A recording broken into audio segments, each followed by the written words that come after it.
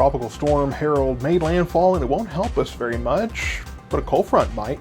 We'll talk more about it right after this.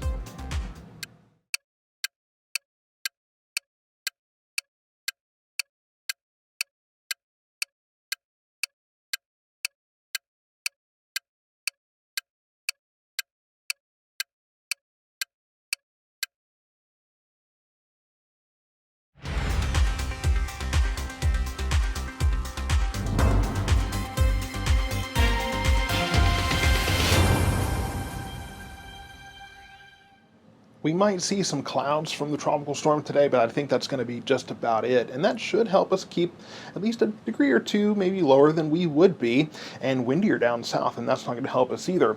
We'll look at the records for today, 105 in DFW in 2010, and 107 there in Waco in the sweltering summer of 1980. I will say that I think we tie the record in DFW, but I don't think we get anywhere close to breaking the record in Waco, and I'll show you why here in a moment. Yes, 96 degrees for that normal, that will drop tomorrow to 95.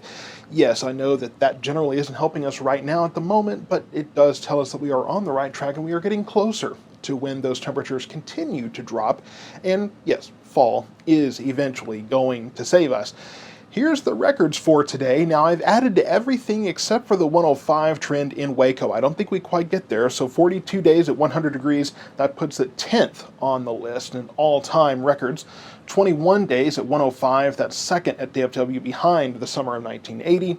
49 days at 100 degrees in Waco, that's going to be 11th on the list. And then 21 days at 105 degrees, that's second. That has not changed since yesterday. That is still second behind the summer of 2011. And that's should be as of August 22nd today, 2023. So let's take a look at temperatures today. 104 basically everywhere. I've changed these since this morning to account for some more cloud cover that we're getting from the hurricane, especially tropical storm rather, especially as far south as we go. And so Waco and Hillsborough, I think that we see those temperatures a little bit cooler. Well, 104 here up in the Dallas area. That heat island effect, I think we get another degree out of that at 105.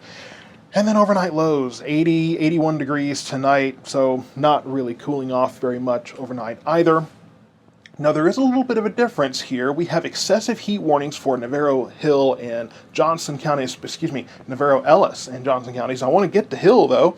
Hill only has a heat advisory, no excessive heat warning, and really south of here from Freestone and Limestone counties down to McLennan, Bosque, and Somerville, and the other counties there as we go south and west, those are not included in the excessive heat warnings. But it's not a big change. We'll take it. We'll take really any kind of change or reduction that we can have. Something else that's changed too is the fire risk. The elevated has really stayed the same, covering most of our counties, but down to the south from San Saba there to Gatesville and Waco, Groesbeck and Centerville, you are in critical fire risk today, and that owes again to this tropical storm because the winds are a little bit stronger down south as you get closer to that storm. So critical risk there, but all of us should be careful as we do have red flag warnings for our area. Now, the red flag warning does not mean there's a fire going on right now. Red flag warning only means that there are conditions right now that are favorable for fires to quickly develop and quickly spread. So just keep that in mind. And yes, active fire bans all over our area. So just follow those prohibitions and be very careful with any kind of outdoor flame or spark you might have.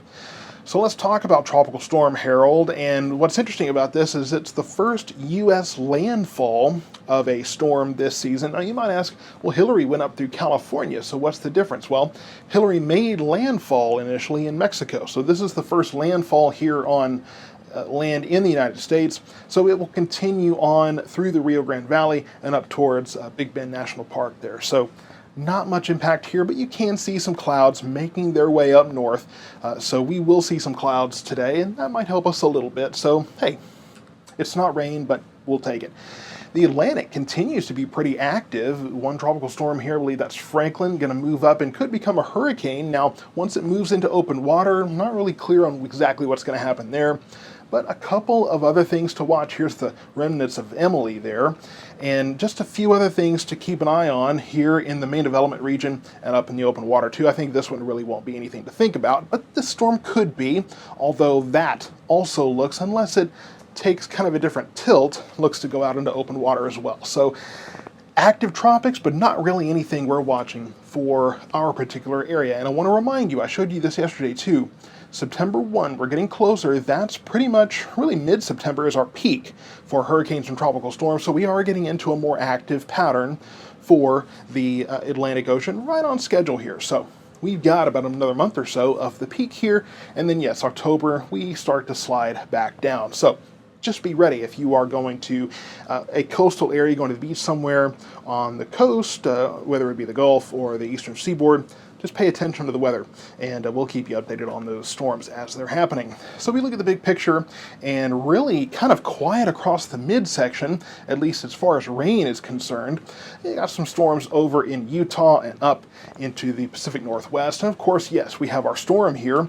And as far as the big picture, you have the storm, but aside from that, this high pressure system, there are excessive heat warnings all the way from Dallas up towards Minneapolis.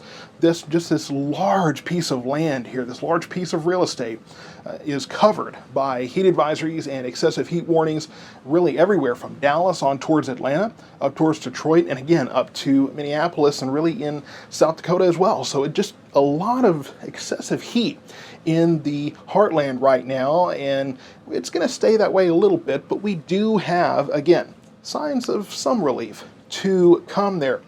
Today, I do have a few clouds in place, winds of about 5 to 10 miles per hour, stronger as you go south, closer to that storm. 103, 104 for the high today, 80 overnight, 104, 105, 106. We do start climbing again as we get closer to the weekend. Overnight lows stay pretty much the same. Now, here's what we have for the weekend. 105 Sunday, I think we stay warm Sunday, but then looking at Monday, we do have models that are pushing a front through the area. Doesn't look like a terribly strong front. I only have about a 20% chance of rain right now. I'm being conservative with this. There are some that say we may get closer to the mid-90s. There are some saying we'll still be over 100. I split the difference a little bit. 99 degrees I think is okay. I think that signals to us that we could be in the 90s, but I don't think we get a lot of help from it.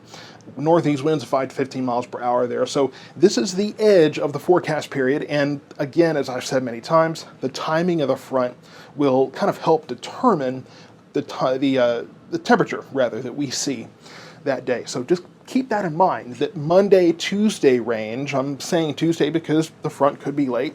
It could be early. We'll have to watch, but just keep in mind that we will be paying attention to the forecast, and there are some indications, and you heard Evan on Fox 4 say this morning, and I was hesitant to really say this, but there are indications that that could be a longer lasting shot of cool air than we've had recently. We had the one where we were under the 90s under 100 degrees rather, in the 90s for a couple days, and then we kind of just went back to normal. But I would love it.